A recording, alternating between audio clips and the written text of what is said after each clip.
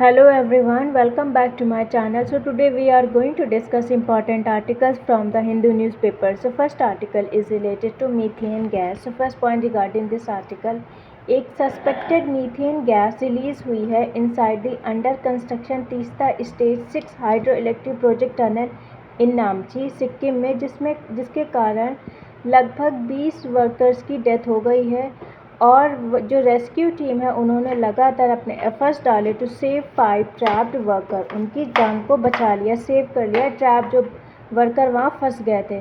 Next point, according to NHPC जो accident है वो ऑकर हुआ था in the head race tunnel at Samardang after a sudden, मतलब अचानक से रिलीज हुई थी methane trapped inside rock formation में, जिसके कारण डेंस स्मोक और hazardous gases inside the tunnel release हुई थी।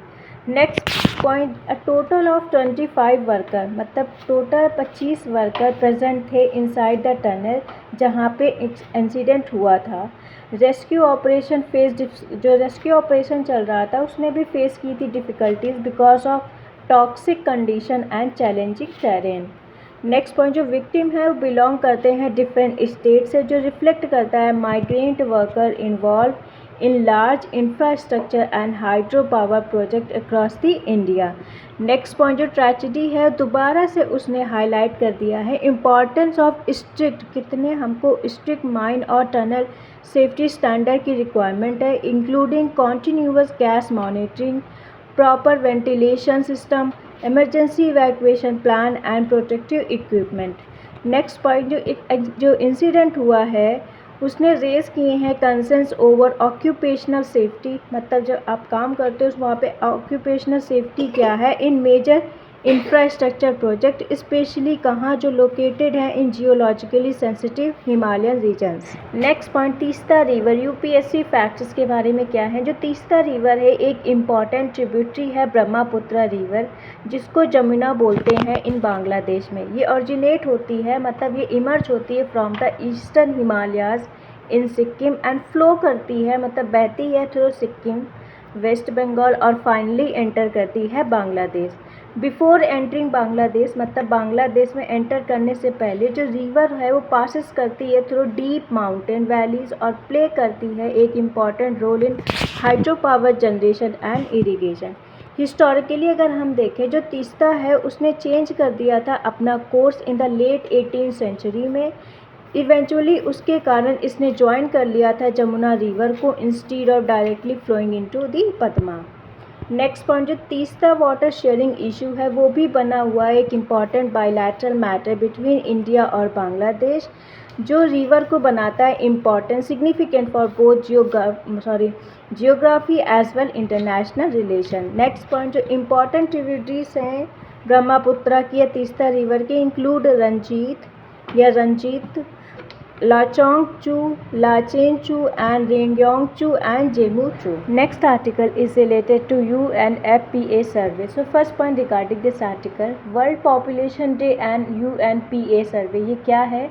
On World Population Day which हम सेलिब्रेट करते हैं 11th जुलाई को, तो UNFPA रिलीज़ करता है डेमोग्राफिक फ्यूचर सर्वे जो कवर करता है over 1,08,000 young people across 73 countries, जो इसको बनाता है one of the largest global youth demographic studies.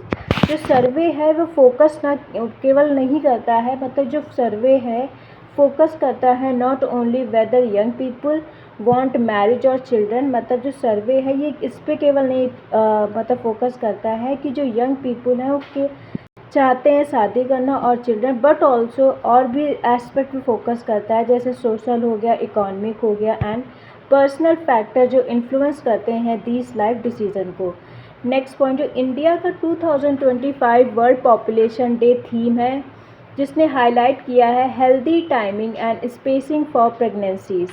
तो इंडिया का वर्ल्ड पॉपुलेशन डे थीम क्या था? Healthy timing and spacing for pregnancies, जो एम्फसाइज कर रहा है मेनली जो इंडिविजुअल हैं उनको शुड हैव द फ्रीडम, उनके पास फ्रीडम होनी चाहिए टू डिसाइड व्हेन, कब और कैसे हम अपनी फैमिली को स्टार्ट करें।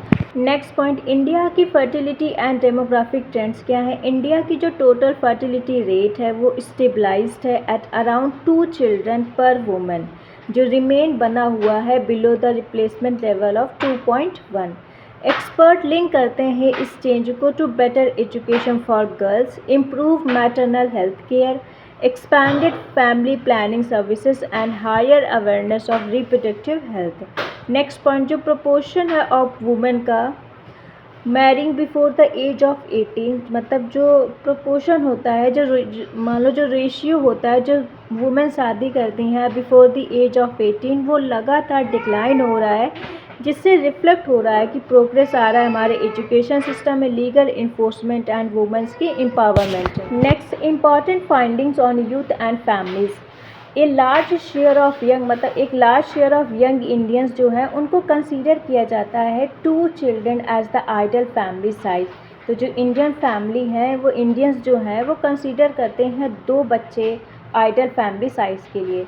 जो वुमेन है लगातार वो स्पेंड कर रही हैं much more time on unpaid domestic work में and care giving than man, मतलब मैन से ज़्यादा वुमेन स्पेंड करती हैं time on unpaid domestic work और केयर गिविंग, जो क्रिएट करता है challenges in balancing career and family responsibilities. जो फीमेल का पार्टिसिपेशन है इन पेड एम्प्लॉयमेंट रिमेन, वो लगातार सिग्निफिकेंटली लोअर है दैन दैट ऑफ मैन, जो हाईलाइट करता है कि हमको नीड है requirement of a greater economic opportunities for women. Next point, many young people लगातार रिपोर्ट कर रहे हैं जो क्लाइमेट चेंज है, इकोनॉमिक अनसर्टेनिटी है और राइजिंग लिविंग कॉस्ट है, वो लगातार इन्फ्लुएंस कर रहे हैं उनके फ्यूचर प्लान्स को रिगार्डिंग मैरिज और parenthood. Next point, India one of the largest youth population है, कितनी, मतलब mainly 15 to 24 years in the world, जो प्रोवाइड करता है एक मेजर डेमोग्राफिक डिविडेंड, जो क्रिएट करता है, जो एक्सेलरेट करता है इकोनॉमिक ग्रोथ अगर सपोर्ट किया जाए with education, skill and employment. Next, United Nations population fund which is UNFPA। UPSC facts about UNFPA क्या है? ये एक यूनाइटेड नेशन एजेंसी है जो टोटली डेडिकेटेड है to sexual and reproductive health and the promotion of gender equality. ये work करता है इन मोर देन 150 कंट्रीज़ में, जो कवर करता है मेजॉरिटी ऑफ द वर्ल्ड की पॉपुलेशन में। हिस्ट्री क्या है इसकी, कब इस्टेब्लिश हुआ था?